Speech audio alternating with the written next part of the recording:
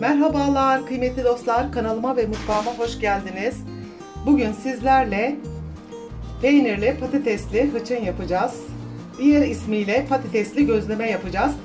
Öncelikle ben 5 kilo kadar patatesi haşladım akşamdan. Patateslerimi iyice soğuttum. Şimdi patatesleri rendeliyorum. Patatesleri rendelerken içinde pütür kalmamasına dikkat edin. Bu önemli bir detay. Buraya kadar videomu izlediyseniz eğer kanalıma ücretsiz abone olabilir, beğeni ve yorum yapabilirsiniz.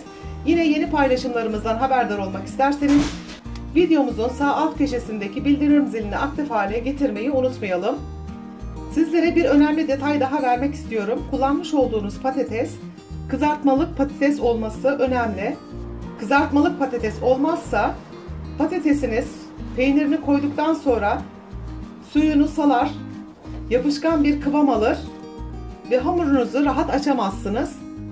Tüm patateslerimiz bitene kadar pütürsüz bir şekilde rendelemeye devam edelim. Kıymetli dostlar, tüm patateslerimizi rendeledik. Sıra geldi peynirimizi rendelemeye. Yine peyniri de pütürlü olmayacak şekilde rendeleyelim. Bugün biz tüm kardeşler toplandık. Çok kalabalık olduğumuz için bu sefer fazla yapıyorum.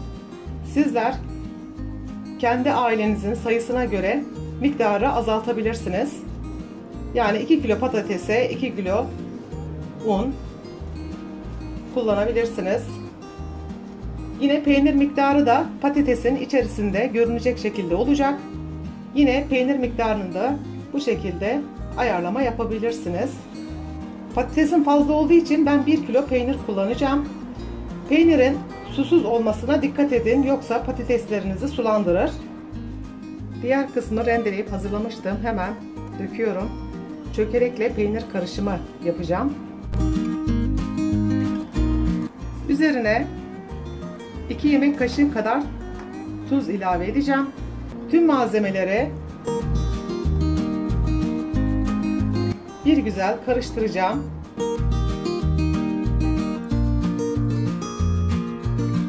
Karıştırdıktan sonra karışımımızdan bir parça elimize alıyoruz.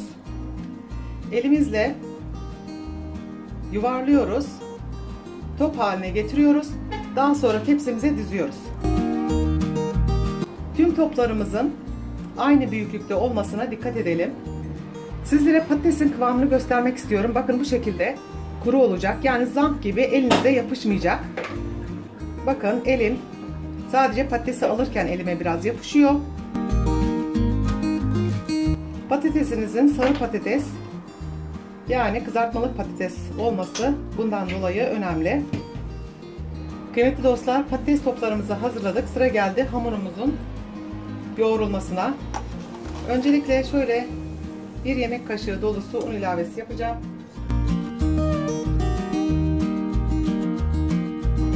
Üç kiloya yakın un kullanacağım. Yavaş yavaş suyumuzu kenardan ilave edip hamurumuzu karıştırmaya, yoğurmaya başlıyoruz. Hamurun kıvamı çok önemli. Patatesimizin sertliği ile hamurumuzun sertliği aynı kıvamda olacak.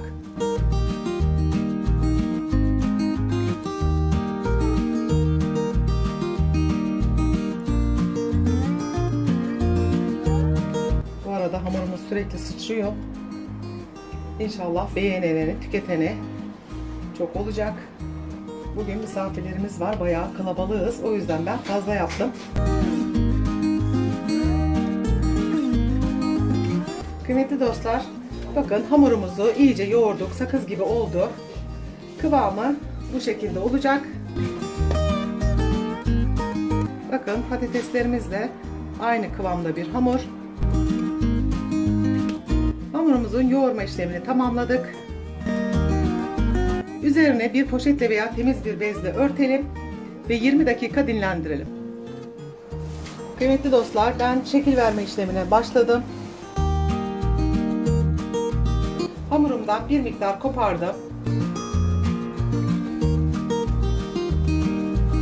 Bezelerimi hazırlayacağım. Elimde biraz yuvarladıktan sonra rulo haline getiriyorum.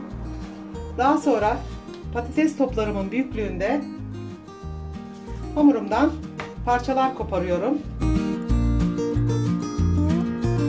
Hıçın patatesli gözleme Çerkezlerin vazgeçilmez hamurlarından bir tanesi. Yapımı kolay, aynı zamanda çok lezzetli. Denemenizi tavsiye ediyorum. Ben bir miktar bu şekilde beze hazırlayacağım. Daha sonra hamurumun şekil verme işlemine geçeceğim. Çerkezlerde farklı farklı isimleri var. Hıçın, beliba, fıçın, buna benzer isimleri var. Bezelerimiz patateslerden büyük olursa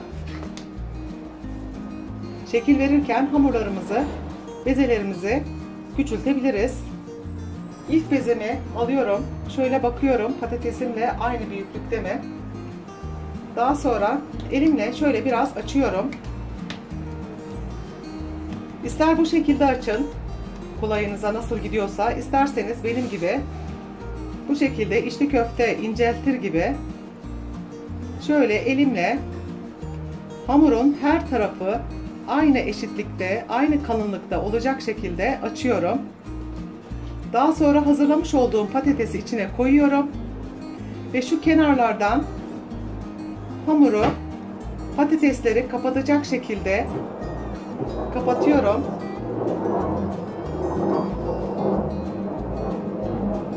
Şu fazlalık kısmı bu şekilde elimde çevirip kopartıyorum.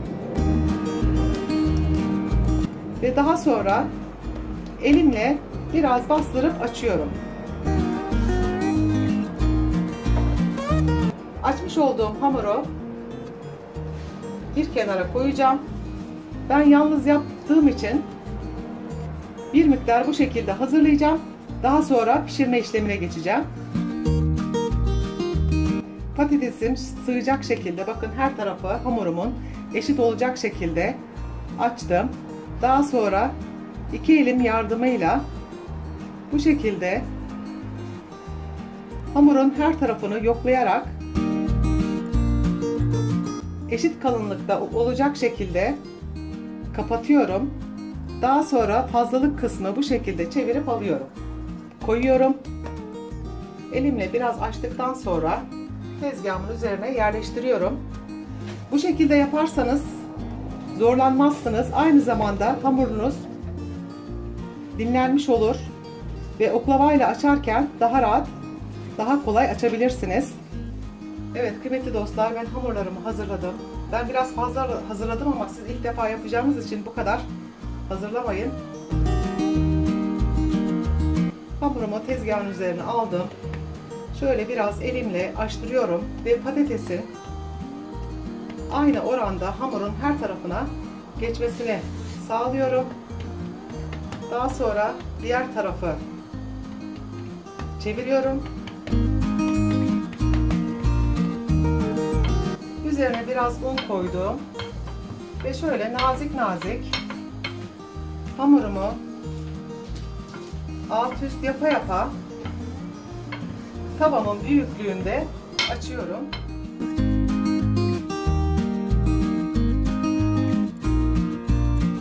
Şöyle kalın olan yerleri inceltmeye dikkat edin.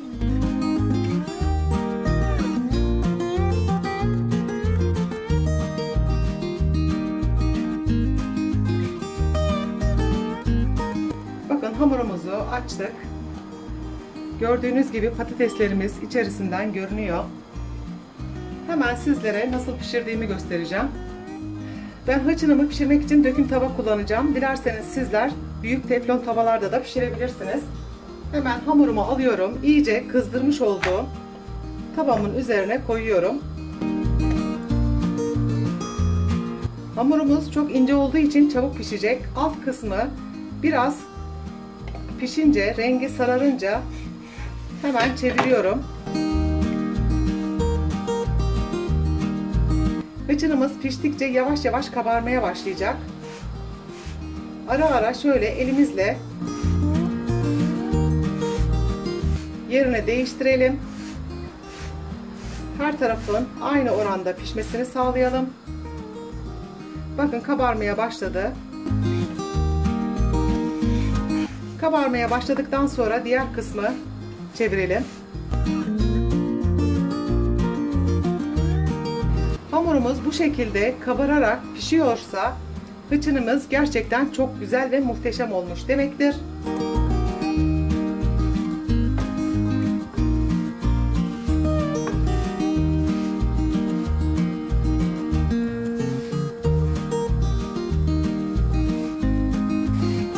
Hemen hamurumun öbür tarafını çeviriyorum. Bakın bu tarafı pişmiş. Bu kadar pişirmeniz yeterli. Ben biraz az pişiriyorum. Yani çok fazla pembeleştirmiyorum. Çok fazla yaptığım için temiz bir bezin üzerine üst üste gelmeyecek şekilde seriyorum. Daha sonra tüketeceğimiz zaman yine teflon tavada ısıtıyorum. Isıtırken biraz daha pembeleşmiş oluyor. Daha sonra da üzerine tereyağı sürüyorum. Sıcak sıcak tüketiyoruz. Denemenizi kesinlikle tavsiye ediyorum. Muhteşem bir lezzet. Pişen hıçınımı hemen bir tabağa alıyorum. Pişirmiş olduğum hıçın tüketileceği için hemen üzerine tereyağı sürüyorum.